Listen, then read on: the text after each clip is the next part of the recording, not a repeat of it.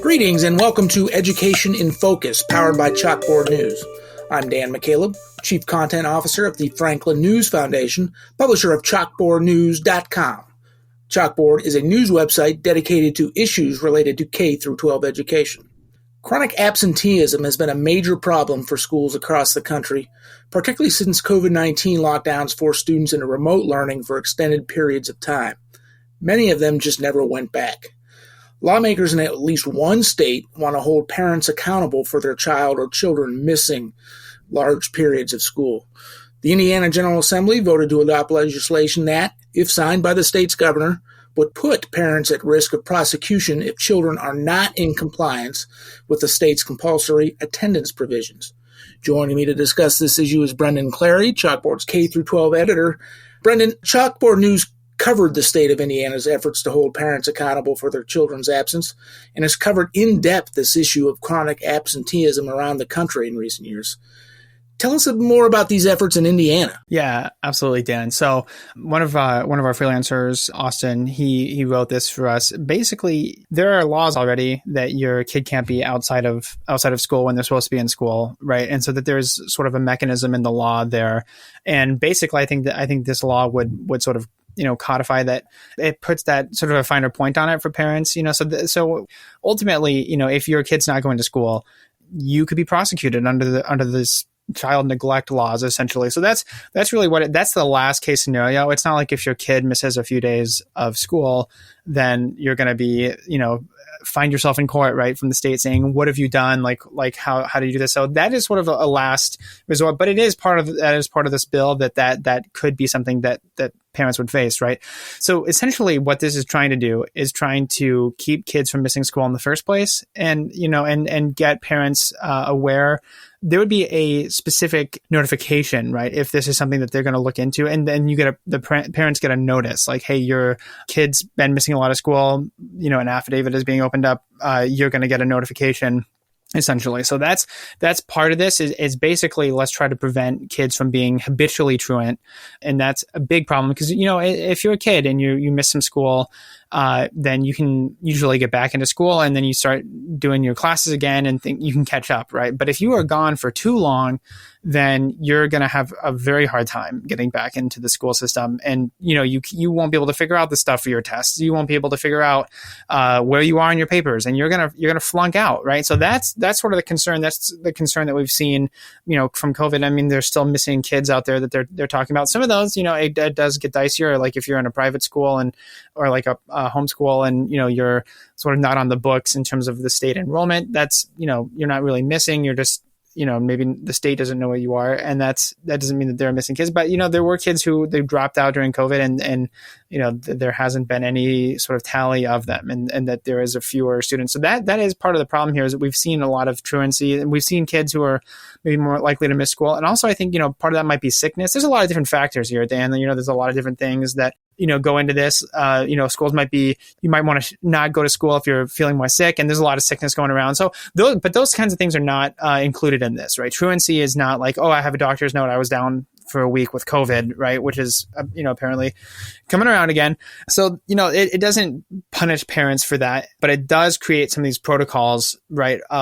Specifically with a school too, like it says, there are this specific measure, it would create basically roles for the school to enforce and make sure that they're discussing with parents what's going on and that there is sort of like a point person who's in charge of attendance and then monitoring that with the state. And so like statewide too, that this would create sort of a point person from the state to investigate what other laws to put forward about truancy. So basically the state is saying, hey, this is a big issue. And it is, right? Like if you're missing schools, there's a harder time to catch up. And basically we want to try to prevent truancy, right, of being gone for school for a long time. Well, we know from plenty of studies, from plenty of your reporting, Brendan, at chalkboardnews.com, that when students are chronically absent, when they don't get a high school education and graduate, they're less prepared for life. They're less prepared for going out and getting a job and being able to support themselves and maybe their future families. So chronic absenteeism, I don't think anyone would disagree with this statement. It's a big problem when it occurs because we're setting up these students to fail in life down the road. So with that statement, I'm going to say that I think it's admirable that the state of Indiana is at least trying to address this issue, trying to put consequences out there. But what we don't know, is it going to work? How is it going to be enforced? Are local police departments going to, when a school district identifies, okay, this student have been chronically absent this year, we have to hold these parents responsible. School districts don't have that kind of authority. So do they partner with the local police departments? What happens there? Yeah, I think under the current law, it'd be like a prosecutor. So there would be, a local prosecutor, state local prosecutor would have to take that initiative on behalf of the state and sort of intervene there. And I do, again, Dan, I do think that is sort of a worst case scenario, and that in most cases, the law is trying to focus on, okay, how do we, as for example, come up with a plan, right, with a representative of the school, the student's parent, a teacher of the student, and try to figure out, like, okay, what's going on here? How can we make it so that you're able to come to school and you're not missing these kinds of things? And basically, so it's sort of a preemptive kind of thing. Well, there are other factors. For example, maybe the child who's chronically absent is in a single parent household, right? And the single parent is holding down two jobs just to make ends meet and isn't aware that their fifth grader isn't going to school. Absolutely. And that's part of the plan, Dan, is that, a school will establish a plan that could include different wraparound services. So some of that, maybe that community like that community school sort of definition that we've written about at Chalkboard of how can we make sure that a student is getting what they need, right? There is a disciplinary action. So there could be these different kinds of things. Well, and there's different things that are considered there. Like if a student's pregnant, if a student's in foster care, if a student is homeless, they're life-threatening illness, like if you're out because you're in the hospital for 4 weeks, right? Because you had like a big thing. So these are some of the uncontrols that it does accommodate for, and some of these things that, are life-altering events, right? And would not be considered. But, it is like, how do we try to get students to stay in school and keep them there? With that, again, like that last little thing.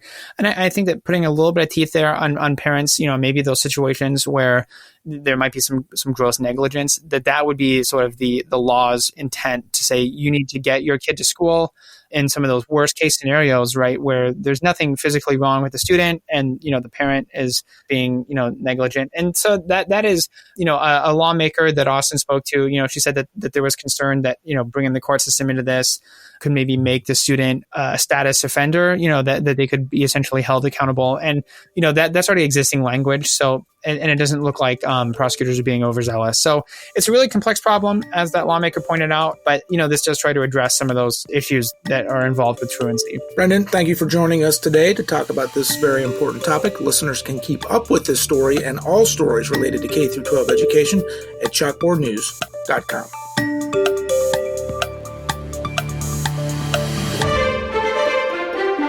Get creative with Skillshare. Explore thousands of hands-on creative classes with one inspiring membership. Watch, play, learn, discover. Follow the link in our show description to join Skillshare today and get 1 month free.